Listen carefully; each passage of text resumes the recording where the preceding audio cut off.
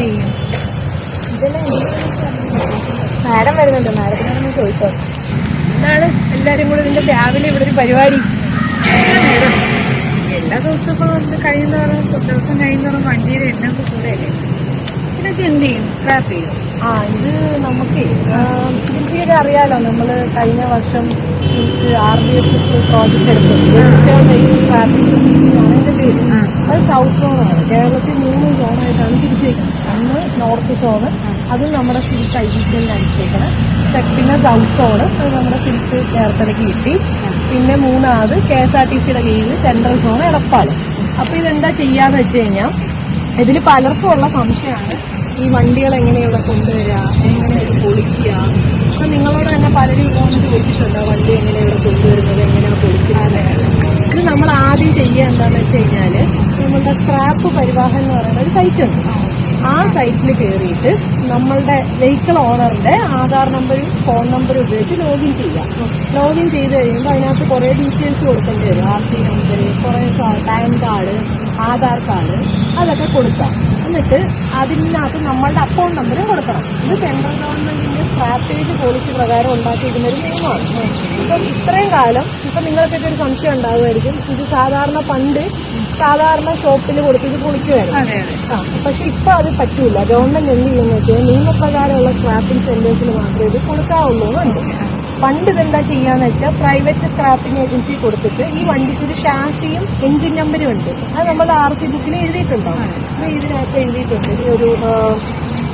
ഇതിൽ ഈ ഷാസി, ഇതാണ് ഷാസി നമ്പർ എന്ന് പറയുന്ന സാധനം. അതുപോലെ എഞ്ചിൻ നമ്പറും എഴുതിയിട്ടുണ്ടാവും.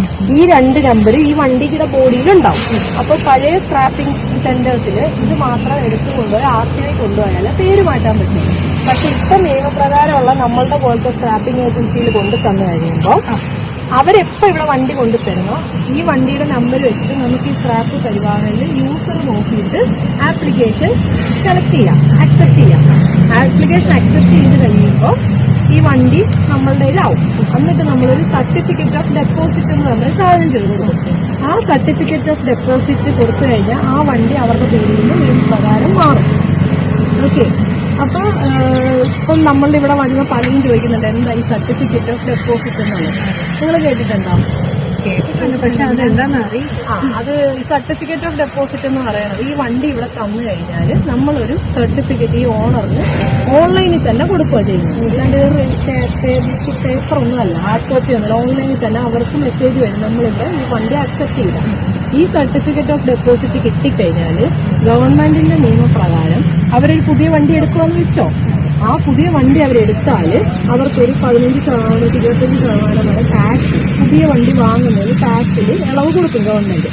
അതിന്റെ കൂട്ടത്തിൽ ഇപ്പൊ ചില മാനുഫാക്ചറിങ് കമ്പനികൾ, ഇപ്പോൾ എക്സാമ്പിൾ പറഞ്ഞാൽ മാരുതി ഉണ്ട്, ഫോർഡ് ഉണ്ട്, ടാറ്റ ഉണ്ട്, അവർക്ക് അവരുടേതായ രീതിയിൽ ഇഷ്ടമുള്ള ബെനിഫിറ്റ്സും കൂടി CODക്ക് ഈ ആൾക്കാർക്ക് കൊടുക്കാം, കസ്റ്റമറിന് കൊടുക്കണം. ഇനി ആ കസ്റ്റമറിന് ആ COD ഉപയോഗിക്കാനോ പുതിയ വണ്ടി, ചിലർ കണ്ടിട്ടില്ലേ ഒരുപാട് വണ്ടികളുള്ളവർ പഴയ വണ്ടി ഇവിടെ കൊണ്ടുതരുന്നു, അവർക്ക് പുതിയ വണ്ടി വാങ്ങാൻ താല്പര്യം ഉണ്ടാവില്ല. അപ്പൊ അങ്ങനെയുള്ളവര് ഇപ്പം ഞാൻ ഒരു വണ്ടി വാങ്ങി COD എടുത്തു, എനിക്ക് ആ വണ്ടി വേണ്ട, പുതിയ വണ്ടി ഞാൻ വാങ്ങണില്ല. അപ്പൊ എനിക്ക് ജിൻസിക്ക് പുതിയൊരു വണ്ടി വേണം. അപ്പൊ ഞാൻ ജിൻസിക്ക് ആ വണ്ടിയുടെ ഈ COD തരുന്നു. അപ്പൊ ജിൻസിക്ക് ഒരു എമൗണ്ട് എനിക്ക് തരാം. എന്നിട്ട് ജിൻസിക്ക് ആ COD ഉപയോഗിച്ചിട്ട് വേറൊരു വണ്ടി വാങ്ങാം. പക്ഷെ ഇതിന്റെ ഒരു പ്രശ്നം എന്ന് വെച്ചാൽ 2 വീലറിന്റെ COD ഉപയോഗിച്ച് 2 വീലറും 4 വീലറിന്റെ COD ഉപയോഗിച്ച് 4 വീലർ മാത്രമേ വാങ്ങാൻ പറ്റത്തുള്ളൂ. ഇന്നത്തെ ഡേറ്റിൽ നമ്മൾ സീറ്റ് അല്ലെ RBS സൗത്ത് സോൺ ഇന്നത്തെ ഡേറ്റിൽ COD ഇഷ്യൂ ചെയ്താൽ 1 വർഷത്തിനുള്ളിൽ ആ COD ഉപയോഗിക്കണം. അതാണ് അതിന്റെ നിയമം. പിന്നെ ഇനി നിങ്ങൾക്ക് എന്തൊക്കെ അറിയാനുള്ളത്?